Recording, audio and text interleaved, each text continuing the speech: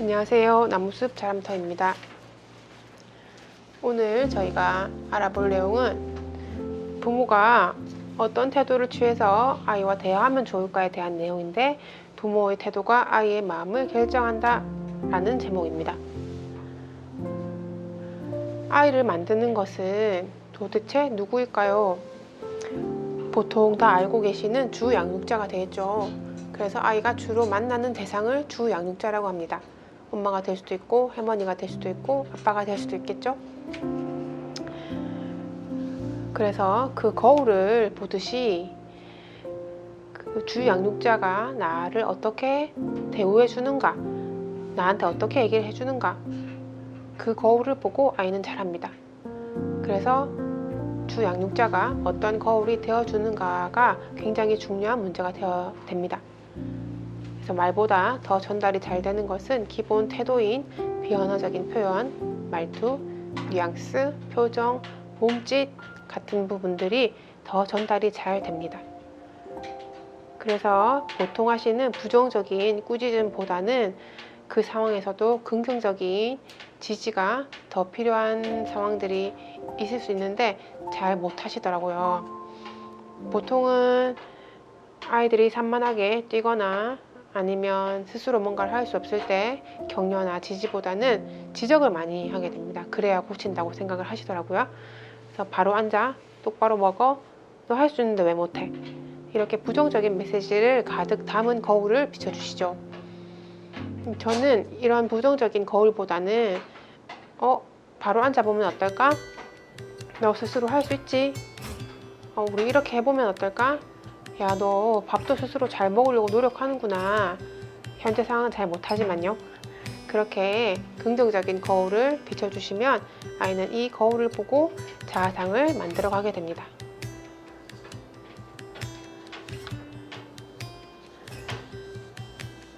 애착 중심의 가족치료에서는 대화를 할 때 부모가 가져야 될 4가지 항목을 정해 보더라고요.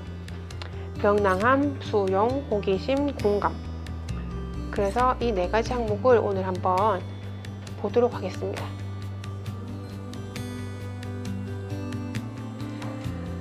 이 4가지는 아이에게 자신의 생각과 감정을 있는 그대로 말과 행동으로 표현해도 된다는 안정감을 심어줍니다. 즉 신뢰를 주게 되죠. 우리 앞서 얘기했던 신뢰적인 관계가 계속 나오게 되는데요. 건강한 자아를 키워나가기 위해서는 아이가 자신의 감정과 생각을 솔직하게 표현하는 게 안전하다고 느끼게 하는 것입니다.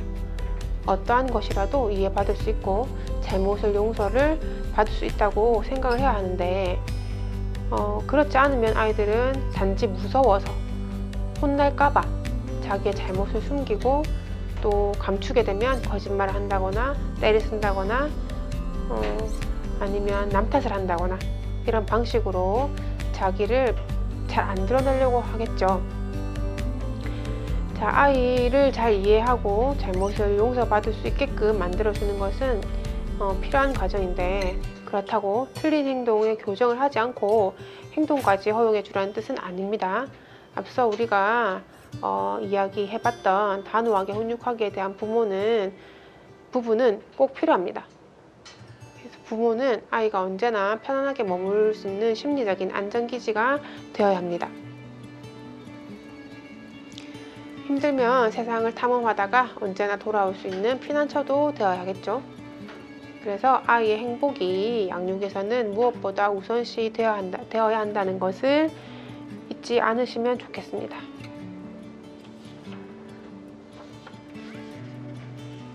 자, 그러면 우리는 명랑함에 대해서 한번 알아보도록 하겠습니다. 명랑하다는 것은 함께 웃고 유쾌하게 말하는 것이죠. 유쾌하고 밝고 명랑한 태도로 이야기하는 것, 또 유머러스하게 긍정적인 반응을 해주는 것이 명랑함이라고 이야기를 합니다. 명랑하고 유쾌한 대화는 언제나 심리적인 안정감과 연관되어 있죠. 이 유쾌함으로 아이는 불편한 감정에서 벗어날 수 있고 다시 심리적 안정감을 얻고 현실 세계로 돌아올 수 있어요. 우리가 수시로 느끼는 불편하고 좀 어두운 감정들에서 한 발짝 떨어져서 잠시 휴식을 취하는 그런 의미가 될 수 있고, 그 사건을 다른 관점에서 혹은 또 좀 더 넓은 눈으로 바라볼 수 있게 하는 게 명랑함입니다. 자, 예를 한번 들어보겠습니다. 숙제를 해야 하는데 드러누워서 만들어 놓은 레고 배로 장난을 치는 아이가 있어요. 엄마가 야, 어디 너 배 타고 항해하고 있는가 봐. 어디 가고 계신가요? 아이는 갑자기 생각이 안 나가지고 숙제하다 보니 그래서 잠시 하고 눈치를 보면서 뜸을 들이죠. 엄마가 그랬구나. 그래서 뭐 배 타고 나가서 생각을 좀 했어?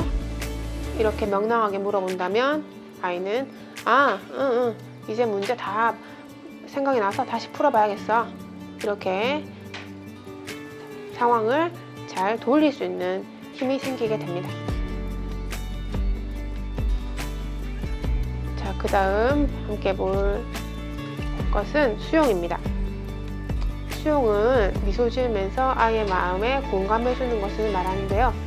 아무런 판단도 평가도 하지 않고 있는 그대로 아이의 마음을 받아들이는 것이죠. 그래서 저는 뭐 했구나, 이렇게 그랬구나 이렇게 말하는 것을 수용이라고 얘기하는데, 공감하게 할 때 이 부분을 한번 거론을 했었습니다. 제가 자주 이야기하는 기법 같은 부분이 있는데 상대방이 했던 끝말만 따라하는 거죠. 그랬구나. 그래서 짜증이 났구나. 그렇게 해서 기분이 나빴구나. 이렇게 기분이 나빴어. 짜증이 났어. 아니면 하기 싫어. 하기 싫구나. 이렇게 그 끝말을 따라하면 수용하기가 됩니다. 아이의 마음에 생겨난 다양한 감정과 생각들을 상대방이 알아주는 것이죠. 넌 그랬구나. 이렇게 제대로 된 수용은 그렇게 행동하고 싶은 아이의 마음은 받아들이되 행동은 단호하게 제한하는 것이 될 수 있습니다. 행동까지 받아주라는 말은 아닙니다. 아이 자신이 상대가 자신의 마음을 충분히 받아들여준다고 느꼈을 때 그때 엄마의 의견은 제시할 수 있습니다. 그걸 어떻게 아냐 하면 관찰해보면 알아요. 표정이나 행동이 바뀌거든요. 그래서 이제 그랬구나, 그렇구나 이렇게 이해를 해주시고 조금 아이가 그 감정을 내려놓을 때까지 기다리셔야 돼요. 그런데 그렇게 했구나. 그런데 이렇게 바로 엄마의 의견이 나오면 수용받는다는 느낌은 별로 없고 또 자기 얘기를 하는구나. 이렇게 상대방은 이해를 합니다. 제가 이 부분을 집에 가서 해보세요 라고 말씀을 드렸을 때 보통 어머님들이 저 했는데 아이가 고집을 안 꺾더라고. 자꾸만 때를 쓰더라고. 이렇게 말씀하시는 어머님들이 더러 계십니다. 그래서 제가 그럼 어떻게 하셨나요? 이렇게 물어보거나 아니면 녹취를 해오라고 말씀을 드리면 보통은 이렇게 말씀하셨어요. 너 기분이 나빴구나. 그런데 엄마 생각은 그거 틀린 것 같아. 이렇게 바로 이어서 지적을 하신 부분이 많이 있어요. 그러면 받는 아이 입장에서는 내 얘기 안 들어줬잖아 라는 마음이 있는 거고, 해주는 엄마 입장에서는 아니 그래도 내가 한마디는 해줬잖아 이게 있어요. 그래서 이 수용은 받는 사람이 느낄 때까지입니다. 받는 사람이 느끼는 것이 우선이 되기 때문에 내가 한마디를 하건 100마디를 하건 그 사람이 저 사람이 내 마음을 받아들여 줬구나 라고 느낄 수 있어야 합니다. 그 부분을 기억하시면 좋겠습니다. 한번 예를 들어서 상황을 생각해 볼게요. 친구와 싸우고 와서 친구가 절교할 거라고 말하는 아이가 있어요. 엄마는 절교하고 싶은 만큼 너가 굉장히 화가 많이 났구나. 그래서 아이가 얘기하겠죠. 너무너무 화가 났어. 아니 걔는 진짜 이상해. 지 하고 싶은 대로 막 해놓고 하다가 안 되니까 놀이 규칙을 또 지 맘대로 막 바꾸는 거야. 진짜 이상한 애야.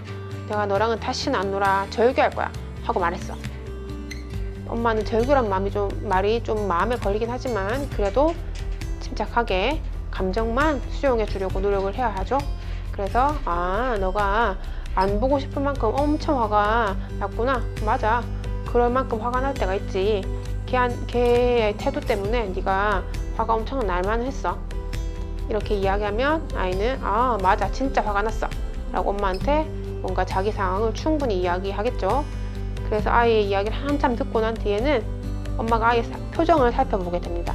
그러면 표정이 조금씩 나아지는 것이 보여지게 됩니다. 그때 이제 감정을 다시 물어봐요. 이제 화가 나는 건 좀 어때? 이렇게 물어보면 아이는 좀 나아졌어. 말투에서도 조금 나아졌다는 것이 아마 느껴지실 거예요. 그러면 엄마는 아 그래, 네가 절교할 만큼 화가 났다는 것을 이해하겠어. 근데 그 친구와 다시 이 상황에 대해서 한번 이야기해 봐야 되지 않을까? 이렇게 상황을 한번 짚어주면 아이가 이제는 감정이 좀 떨어졌기 때문에 그래야겠지. 뭐 내가 화가 나서 한 말이긴 한데 뭐 안 볼 거는 아니니까 얘기 한번 해볼게. 이렇게 수용할 수 있습니다. 엄마는 그 부분에 대해서 지지를 해주면 됩니다. 그렇겠지? 그렇게 해볼 수 있을 거야. 엄마도 화가 나면은 막 말이 튀어나올 때가 있더라. 네 기분을 그 친구한테 어떻게 표현을 해보면 좋을까? 이렇게 한번 다시 올바른 방향으로 표현을 해보도록 유도를 하면 아이는 친구에게 나는 그러면 친구한테 이렇게 내 감정을 한번 표현해 볼래? 이야기할 수 있습니다. 그러면 엄마는 그래, 좋은 방법이네. 그 친구한테 그렇게 한번 표현을 해보자 라고 지지를 해주면 대화가 마무리되게 됩니다. 자, 이렇게 수용하는 부분을 어떻게 진행을 해볼 건지 한번 살펴봤습니다.